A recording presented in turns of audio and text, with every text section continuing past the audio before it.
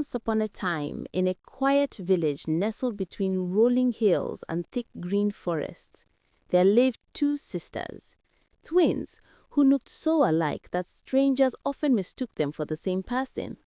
But though their faces were mirrors, their hearts were as different as day and night. The elder twin, Amaka, was gentle, kind, and full of compassion. She was loved by all, for her laughter was like bird song and her heart overflowed with generosity. Amaka would give her last morsel of food to a hungry child or the clothes off her back to someone in need. Her sister, Amara, however, was very different. She was miserly, selfish, and hard of heart. Though blessed with wealth, she never shared. If a widow came knocking at her door, she would send her away empty-handed. If children cried for food, she would slam her windows shut so she would not hear them. The villagers called her the stone-hearted twin. Their parents had died when they were still young, leaving behind great wealth, barns full of grain, cattle, jewelry, and land. Amaka used her share of the inheritance to help the poor, clothe the naked, and feed the hungry. Amara hoarded hers in locked chests, counting her riches by the light of her lamp at night, smiling only at the sight of gold and cowries. One year, the rains refused to fall. The sun blazed fiercely day after day until the earth cracked, the rivers dried, and the crops withered. Hunger gripped the land like a cruel spirit. The men of the village sat in despair, the women wept, and the children cried weakly for food. At last, the villagers went to the twins' compound. They knew Amaka's heart and hoped she would help. True to her nature, Amaka opened her barns and shared all that she had, yam, rice, beans, cassava, until not a grain remained. The villagers blessed her, but her cupboards were bare. Meanwhile, Amara hid behind her locked doors, clutching her keys tightly so no one could beg her for food. That night, when the villagers had gone, Amaka searched for pots and bowls for even a crumb, but there was nothing. Hungry and weak, she went to her sister's room and knocked softly. "Sister, please, I have given all I had to our people. Share a little with me." Amara laughed cruelly. "Madame do good. You have wasted your food on beggars. Now you want mine? I am not your keeper. Go and eat the praises of the villagers if they fill your belly." Amaka's heart sank. Though her sister's words cut deeply, she was not surprised. She tied a wrapper around her waist, slipped on her worn sandals, picked up a small calabash of water, and set off into the forest. The forest was hot and dry. Birds were silent. As Amaka trudged along, her eyes fell upon an old man seated beneath a mango tree. His clothes were ragged and his lips were parched. "My daughter, I have sat here all day, weak and thirsty. Could you spare me a little water?" Without hesitation, Amaka handed him her calabash. "Drink it all, father. I am hungry, not thirsty." The old man drank deeply, sighed with relief, and then smiled. His eyes twinkled with something strange, almost otherworldly. "You are truly kind-hearted," he said. "Take this." From his side, he produced a beautifully carved calabash and placed it in her hands. Inside were 5 gleaming cowries. "Listen carefully," he said. "Whatever you desire, speak it into this calabash so the cowries may hear. Then shake it 3 times and your wish will be granted. But beware, never take the cowries out, for the blessing will vanish forever." Before Amaka could thank him, she looked up and the old man was gone. Excited, Amaka ran home. She opened the calabash and whispered, "I am hungry. Please, give me a plate of rice with beef and sweet plantain." She shook it 3 times. To her amazement, the aroma of steaming rice, spicy stew, and golden plantains filled the air. She clapped her hands, danced around the room, and ate until her hunger was gone. The next day, she invited the whole village to a feast. Quietly, she slipped into her room and whispered wishes into the calabash. Before long, tables groaned under roasted yam, palm wine, soups, and fruits. The villagers sang her praises, calling her a blessing to their land. But Amara grew suspicious. She knew Amaka had emptied her barns. How could she now feed an entire village? That evening, Amara hid by the door and spied on her sister. She overheard Amaka speaking to the calabash. Greed flared in her eyes. Late that night, when Amaka slept, Amara crept into her room, stole the calabash, and ran away. She packed her fine clothes, her gold, and set out, dreaming of riches beyond imagination. On the road, she smirked. Why should Amaka be the one to enjoy such power? I deserve it more. She opened the calabash and said, "Give me a flying carpet to take me far away, where no one will bother me." She shook it 3 times, and before her appeared a shimmering carpet. With a laugh, she jumped on the carpet. The carpet lifted into the air. Amara clutched the calabash tightly, but as the wind blew, it slipped from her hands, fell to the ground, and shattered. The 5 cowries rolled out and scattered into the dust. Immediately, the blessings ended. The carpet soared higher and higher, carrying Amara without rest. She cried out, "Stop! Stop!" But the carpet did not stop. Since she had not named the destination, it flew endlessly north, south, east, west, never landing, never pausing. Below, the villagers looked up and saw her crying, waving, begging for help. But they turned away.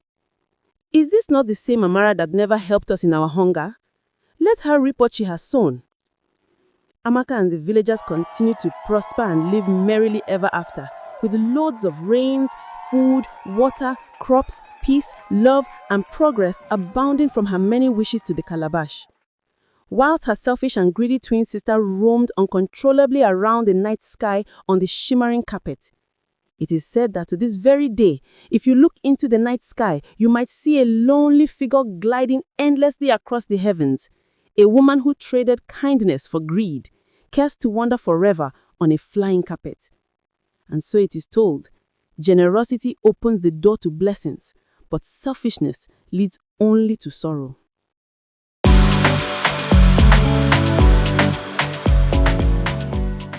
In a quiet village, surrounded by tall green hills and a silver-blue river, there lived a young lady named Emma. Her eyes were soft like dawnlight, and her voice was so beautiful that even birds paused to listen when she sang. But though her heart was pure, her life was far from kind. Emma lived with her father and her stepmother, a woman whose beauty ended where her cruelty began. The stepmother had 3 daughters, all near Emma's age, loud, lazy, and spiteful. Their hearts were as cold as river stones, and their tongues as sharp as blades. Each morning, while her stepsisters slept in silken sheets, Emma swept the floors, fetched water, and scrubbed their dirty clothes until her hands ached. Whenever she tried to rest, her stepmother's voice cut through the house like thunder. "Emma, you think chores do themselves. Move faster, girl." Her father, once a kind man, had become a shadow of himself.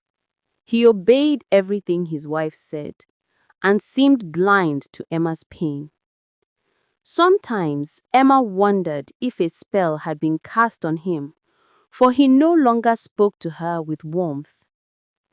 So she bore her sorrow quietly, and when the house grew too heavy with cruelty, she escaped to the only place that gave her peace, the woods by the spring water.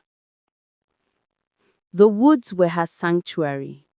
There, sunlight filtered through tall trees and danced across the clear spring. Emma often sat by the water's edge, dipped her feet in the cool ripples, and sang. Her songs carried her heart, gentle, sad, and full of longing. Sometimes she sang to the wind, sometimes to the memory of her mother, who had passed when she was a child. But one day, After enduring a morning of endless insults and unfair chores, Emma could no longer hold her tears. She ran into the woods, her apron still damp, her hair loose and tangled, until she reached the spring. Sitting by the water, she began to sing through her sobs, a song of pain, loneliness, and the wish for freedom. Her voice trembled at first, but soon grew strong, echoing through the trees like a prayer. As she sang, her eyes caught something glimmering in the sand nearby, half buried under dry leaves. It was an old brass lamp, dusty and dull, but shaped beautifully as though made for royalty. Curious, Emma picked it up and began to wipe off the sand with her hands. Before she could take a proper look, a gust of wind swirled around her, lifting her hair. The ground shook slightly, and the lamp began to glow. Then, with a great flash of blue smoke, a genie burst out, tall, luminous, and smiling. He stretched as though awakening from a long slumber. "Ah, at last I am free," the genie boomed joyfully. "You wish, I answer. Your wish is my command. You have 3 wishes to make, so make them count."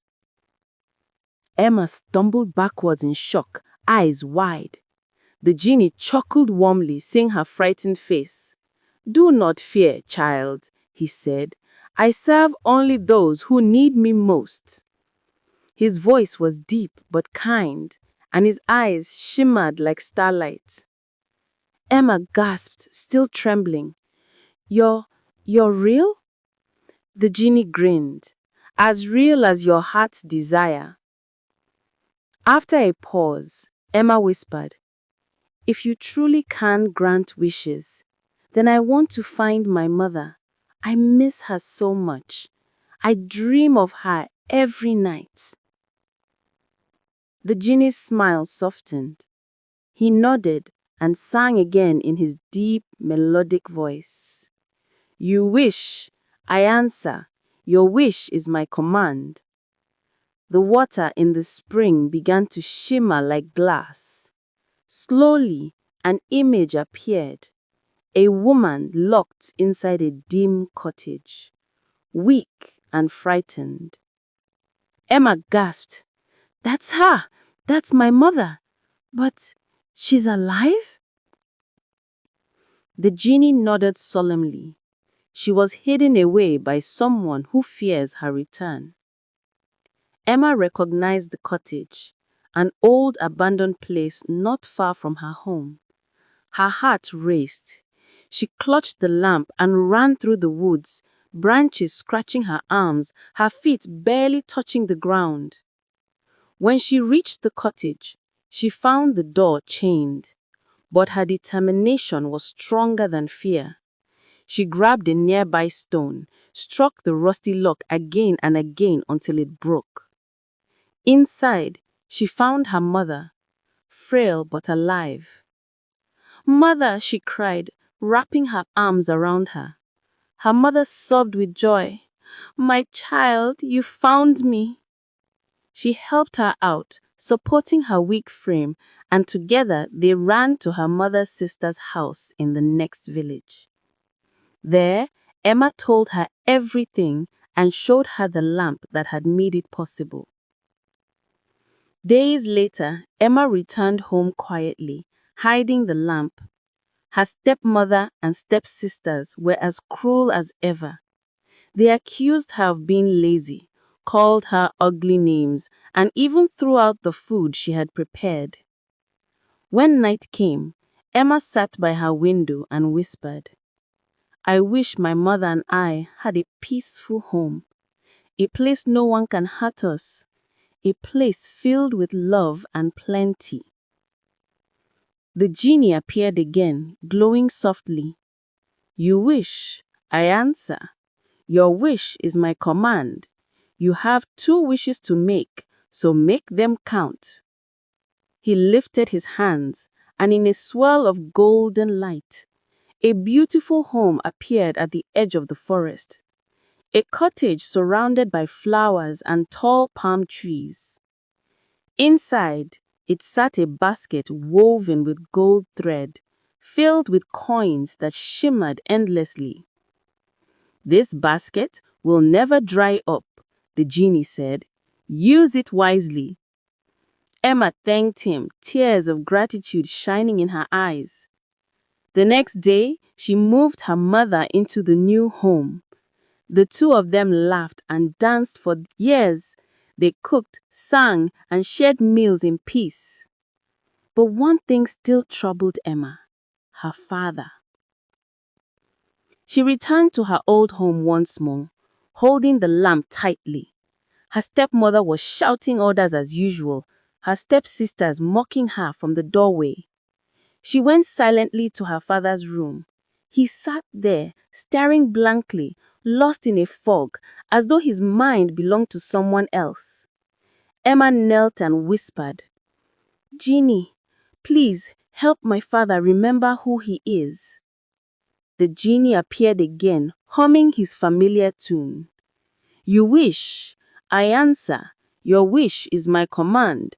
You have one wish to make, so make it count."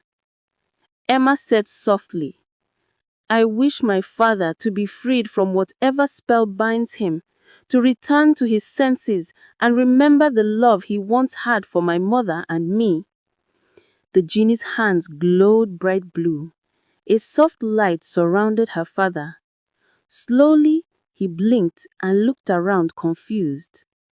"Emma," he whispered, "my dear child, what have I done?" He wept bitterly, realizing how cruelly he had behaved. Emma held his hands and forgave him. Her stepmother and stepsisters, seeing the change, grew fearful. The father turned to them, anger and shame filling his eyes. "Leave this house," he said sternly. "You have no power here anymore." Emma never told them about her magic lamp or her new home. She simply took her father by the hand and led him to her mother's cottage in the forest. There, the family was finally whole again. The genie appeared once last time, smiling. "Your heart was pure, your wishes selfless. My task here is done. May your days be filled with peace." And with a swirl of golden mist, he vanished back into his lamp, leaving behind only the faint sound of his song drifting through the trees. "You wish, I answer. Your wish is my command." From that day, Emma's story spread far and wide. People spoke not only of her beauty, but of her kindness, courage, and forgiveness.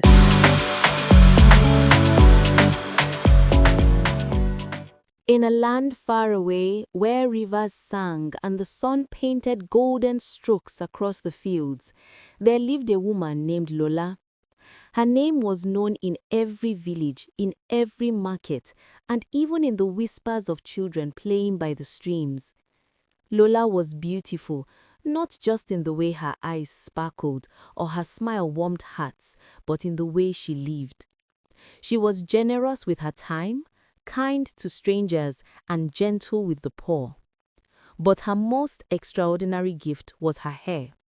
It flowed like endless rivers, shimmering under the sun, glowing under the moon. Some said her hair held the whispers of the ancestors. Others said it was a gift from the gods themselves. Whatever the truth, everyone agreed Lola's hair carried magic.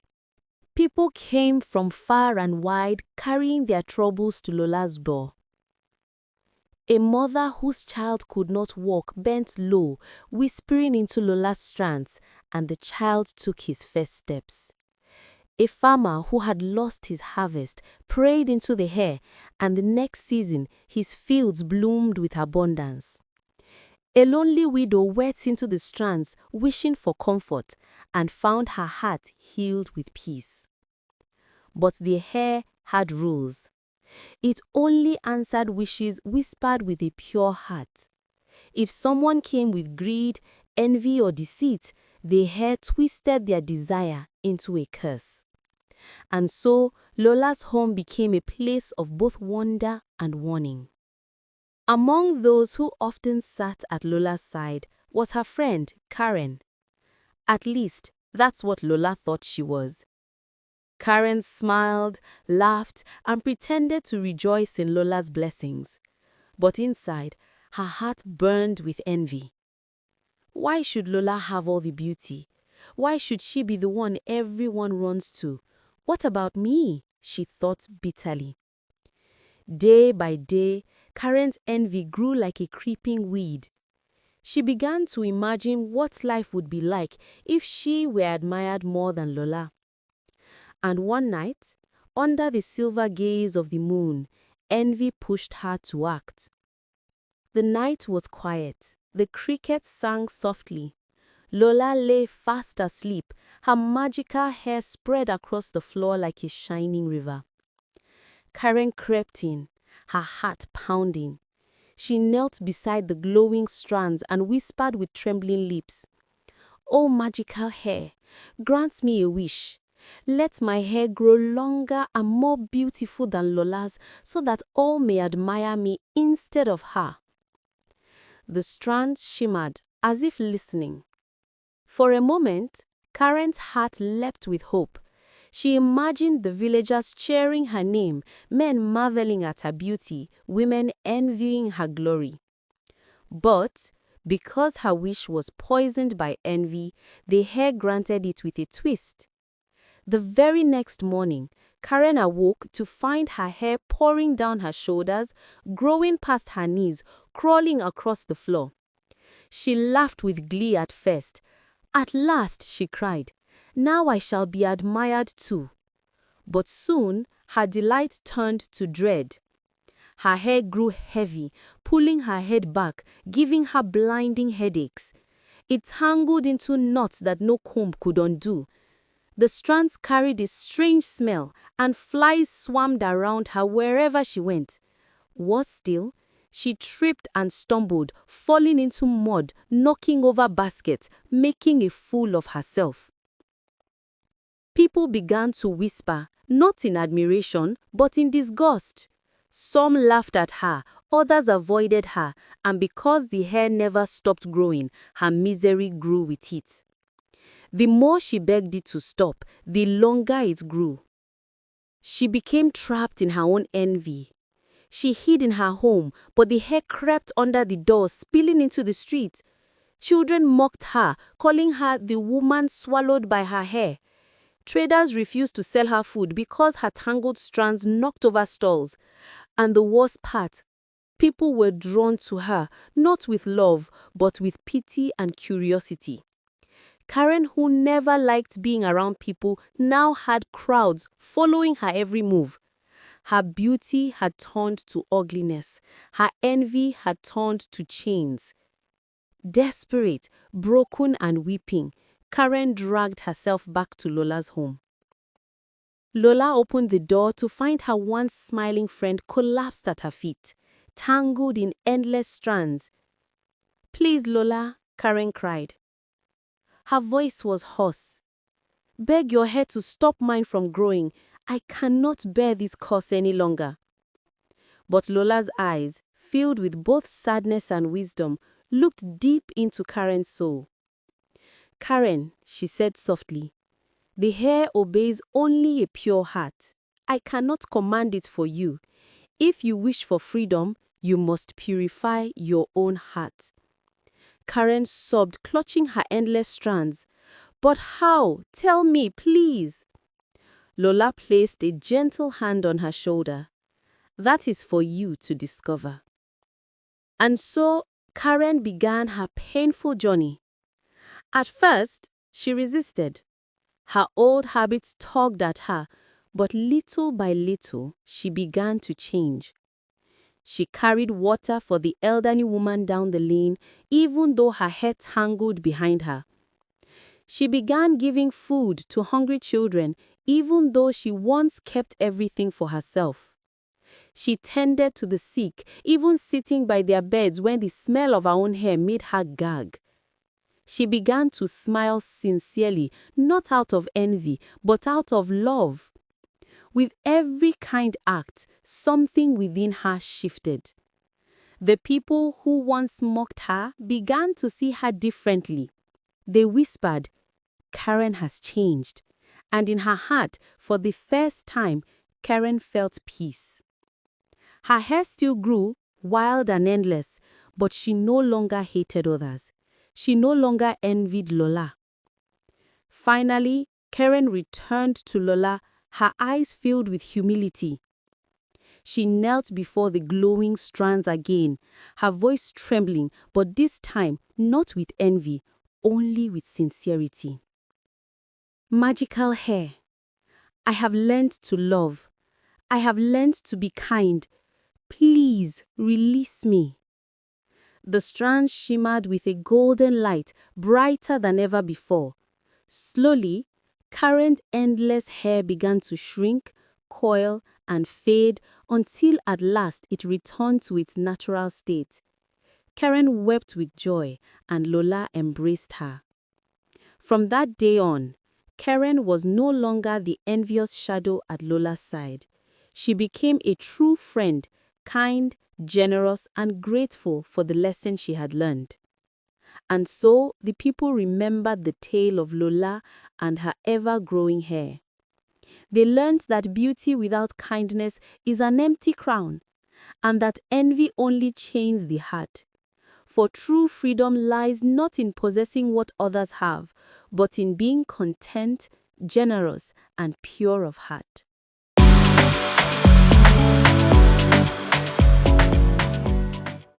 The Tale of Ada and the Two Friends. In a lively village where the market buzzed with chatter and pots of stew filled the air with spice, lived a woman named Ada. She had a roof over her head, food in her kitchen, and comfort enough for many. Yet she had no zeal. Ada spent her days eating, sleeping, and wandering idly. When people called her name, it was with sighs and laughter. Ah, Ada the lazy one, Ada the eater, Ada who has no strength for anything. At first, Ada ignored them. She told herself, "I am happy enough. I have food, I have rest. What else is life for?" But late at night, when the village was quiet, she felt a hollowness even her heavy meals could not fill. One evening, a dazzling woman appeared in the lane. Her name was Zara. She wore bright clothes, golden bracelets that jingled as she moved, and a smile that could charm a whole crowd. "Ah, Ada!" Zara cried. "Why do you look so dull? Come with me.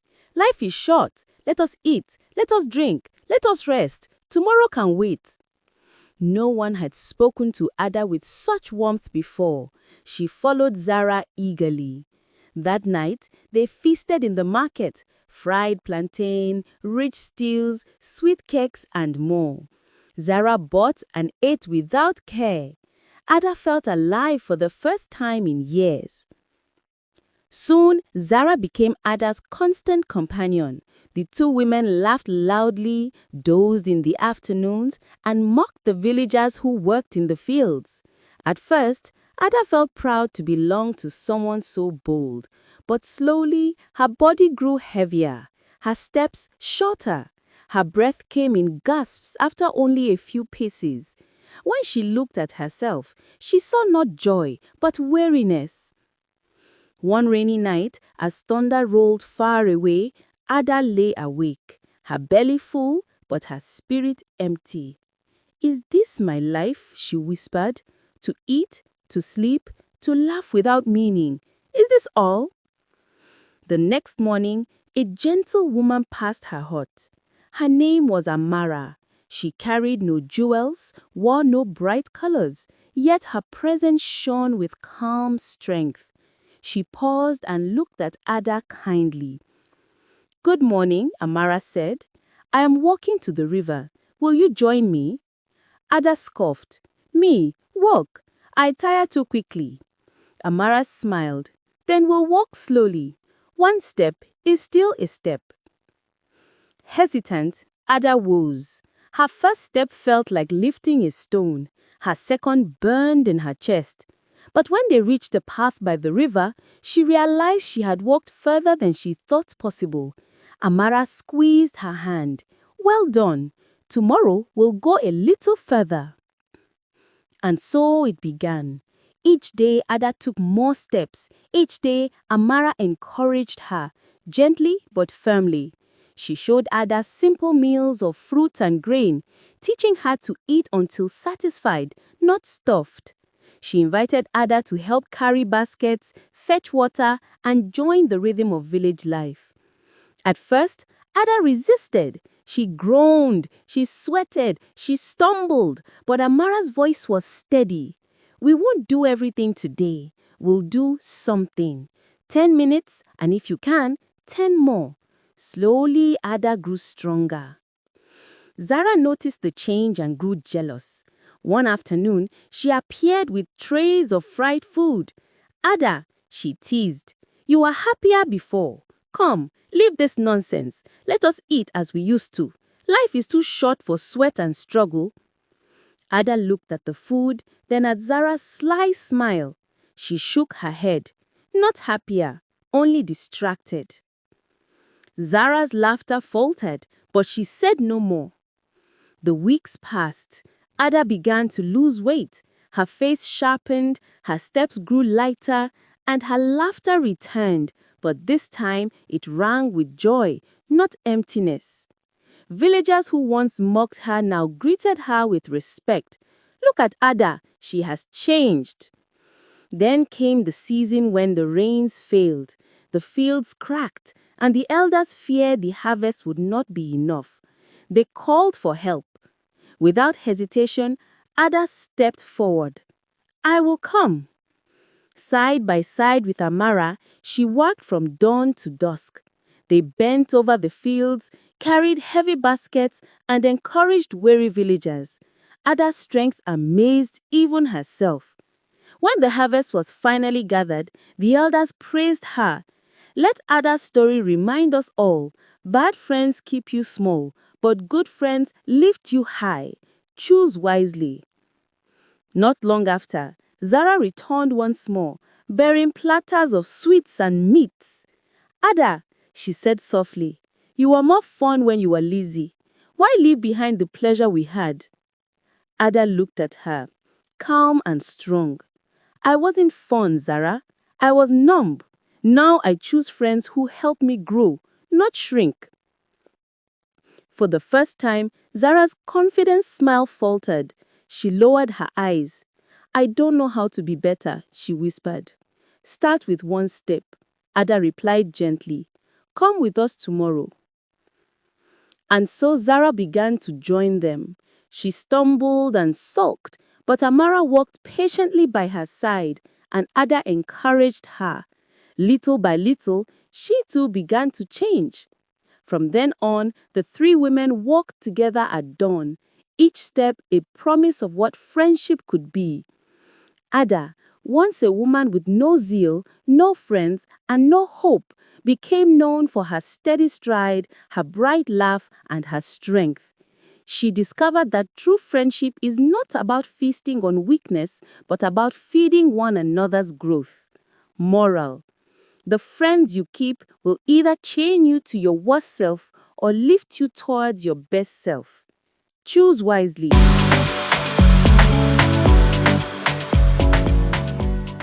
Long ago, before roads crossed the land and before cities rose to the sky, there lived a people whose lives were bound to the earth, the sky, and the spirits that watched between. In the heart of their land stood a tree older than memory, older even than the oldest griot's tale. Its trunk rose thick and gnarled, its branches wide as a gathering of arms. They called it the midnight baobab, for its fruit ripened only when the moon stood high and the world lay silent. It was said the fruit could feed 1,000 mouths, but the tree was no fool. It tested the hearts of those who sought it. To the humble, it gave life. To the greedy, it gave stone. The rains had not come for many moons. The soil split into scars, the rivers shrunk to dust, and the sky itself seemed to hold its breath. Children grew frail, their laughter fading into weak cries. Mothers sat with empty bowls, their eyes hollow. The men gathered at the council hut, their voices low, their hearts heavy. The chief, gray with age, spoke softly. Our barns are empty. Our goats are lean. Our yam fields are bare.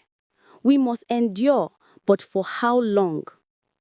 That night, whispers passed like smoke. The midnight baobab, the tree of legend, the tree of trials. Some said it was only a story. Others swore their grandfathers had tasted its fruit.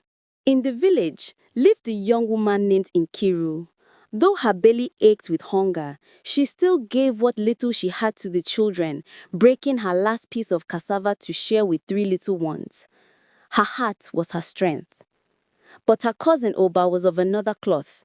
His eyes were sharp, restless, his words slick as oil. Why starve while a tree of gold stands yonder? He mocked. If it is true, I will pluck until my sack bursts, and then I will eat and sell until I am king of this land. Nkiru frowned. The elder said the tree judges the heart. It is not ours to own, but to respect. Oba laughed, throwing his head back. Respect does not fill the stomach, cousin. I will take and I will have. That night, with the moon full, Nkiru walked barefoot toward the tree. Each step felt heavy with fear and hope. The forest was alive with whispers, the cry of night birds, the rustle of unseen spirits. At last, she stood before the baobab. Its bark shimmered faintly, and its fruit glowed like lanterns in the dark. She knelt and whispered, "Spirit of the tree, I seek not riches. I seek only life for my people. If you will feed the children, I will take but one." Her hands shook as she plucked a single fruit. Warmth spread through her palms. She bowed and left quickly. At dawn, the village gathered.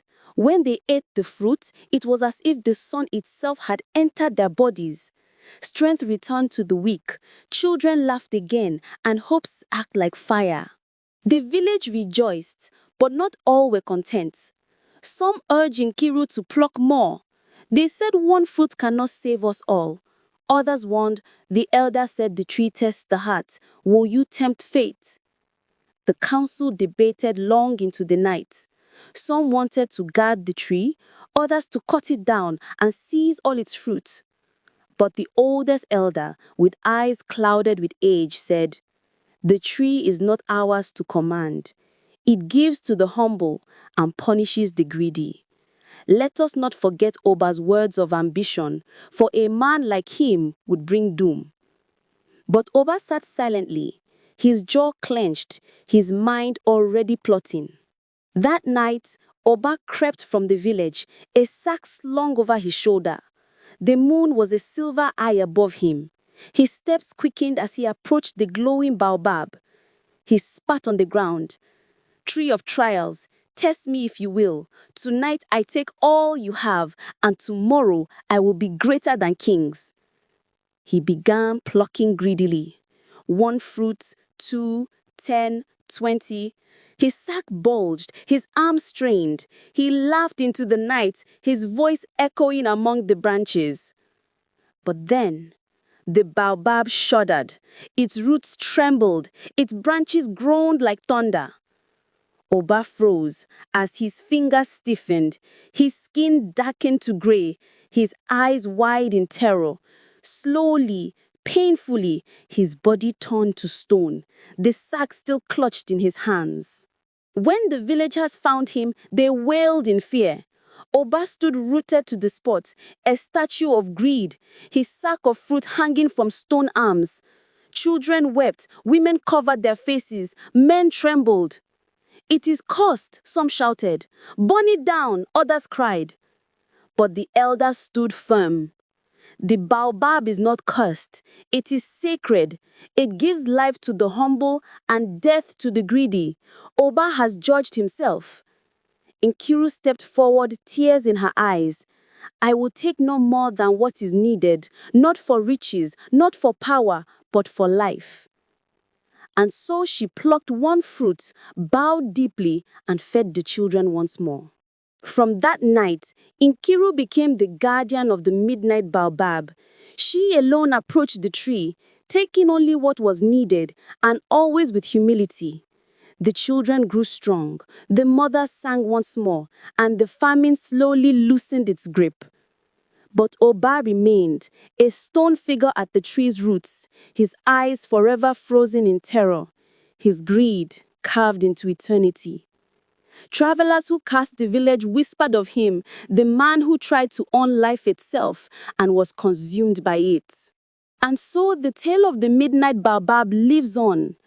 It reminds us that hunger tests the body, but greed tests the soul. To take only what is needed is wisdom. To take more than your share is destruction. For the tree is still there, older than memory, older than song. If you walk by it under the moonlight, you may hear the laughter of children on the wind, or the groan of stone, warning you of the cost of greed.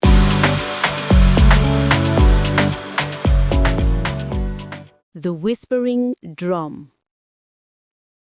At the very edge of a wide and ancient forest, where the tall trees whispered secrets to the wind, there was a small village. Life in this village was simple, but it was also hard. In one of the humblest huts lived a widow named Nena and her only son, Chike.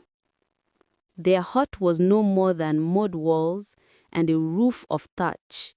Their meals were often thin porridge or roasted yam when fortune smiled. Yet even in their poverty, their bond was strong, and their laughter, though rare, was genuine. Every morning, Chike would rise before the sun, fetch water from the stream, and help his mother tend the little patch of garden they owned. But no matter how hard they worked, it was never enough. Some nights, they went to bed with nothing but hope to fill their stomachs. One evening, after a long day of searching for firewood, Chike wandered further than he ever had before. The moon was rising, spreading silver light across the riverbank. As he stooped to drink from the water, something caught his eye. Half buried in the sand was an old drum. Its skin shimmered faintly, as though the moon itself had stitched light into it. Chike's heart thudded. Who had left such a treasure here? He reached out with trembling fingers and struck it once. Dum. The sound rolled through the forest like distant thunder. Birds scattered from the trees, and the river rippled as if stirred by unseen hands. Then came a whisper, soft but clear, as though the drum itself breathed words. Beat me with truth, and I will give abundance. Beat me with lies, and I will bring ruin. Chike stumbled backwards, his mouth dry. But curiosity was stronger than fear. Carefully, he lifted the drum and carried it home. When he showed his mother, Nena gasped, "Child, such things are dangerous. Leave it where you found it. Nothing that speaks from the dark can bring peace." But hunger gnawed at their stomachs, and hunger has a way of silencing caution. The next morning, when the sun crept into their hut, Chike set the drum before him. His hands shook as he tapped it gently and whispered, "I am hungry." The drum rumbled deep and low. Before their astonished eyes, clay bowls appeared, steaming rice, yam in spicy stew, roasted fish glistening with oil. Nena covered her mouth in shock. Chike laughed in disbelief. "Mama, it works!" Together they ate until their bellies were full, tears rolling down their cheeks. For the first time in months, they slept with satisfaction rather than hunger. But secrets in a village are like smoke. No matter how tightly you cup your hands, they slip through. Word spread quickly. Neighbors came crowding at their door, begging to see the miracle. At first, the people were cautious. A tired farmer, bent from labor, tapped the drum and said, "I am weary." The drum answered with a gentle rhythm. A melody rose, soft and sweet, and the man felt his eggs lift from his body like feathers on the wind. He stood tall, tears filling his eyes. Another woman, her throat dry from the long walk from the stream, tapped the drum and whispered, "I need water." The drum rumbled, and a clay jar appeared at her feet, filled with cool, clear water that sparkled in the sun. The villagers gasped and clapped. Surely this was a gift from the ancestors. But where blessings gather, greed is never far. One man whose barns were already stuffed with yam approached the drum with sly eyes. He struck it and lied, "I have no food." The drum growled. Its skin turned dark. Suddenly, thunder cracked overhead, and the man's barns collapsed into piles of dust. The villagers screamed and scattered. The man fell to his knees, weeping. Still another villager, puffed with pride, boasted before striking the drum, "I am the kindest man alive." The drum roared like a storm. His tongue swelled in his mouth, and though he tried to shout, no words came out. The people watched in horror. The drum could not be tricked. It saw past lips. It judged the heart. From that day, some villagers dared not go near it again. Others, trembling with both fear and desire, whispered among themselves, "How much truth do I carry, and how many lies?"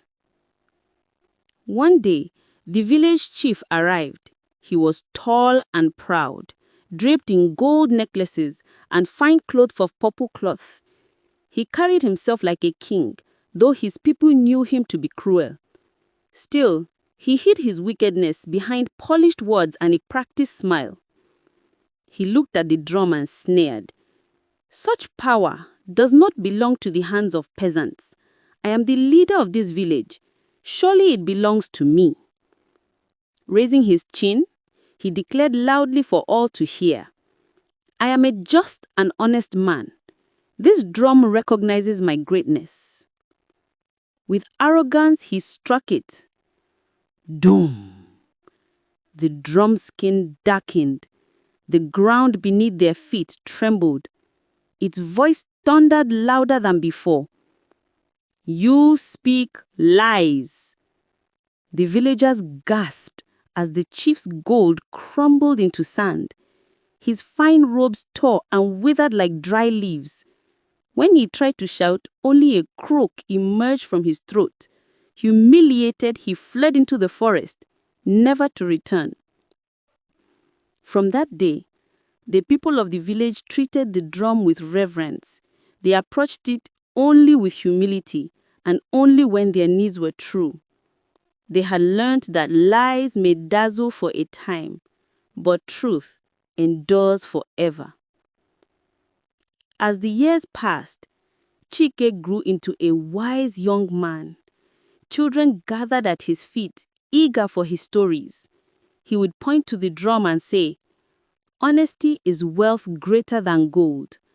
The drum does not listen to your lips, but to your heart." The drum continued to whisper softly through the seasons, but Chike struck it rarely, only when the village truly needed help. And so, the widow's hut that once knew hunger became a place of wisdom, and the boy who once wandered hungry at the river became a man whose name lived in every story of truth.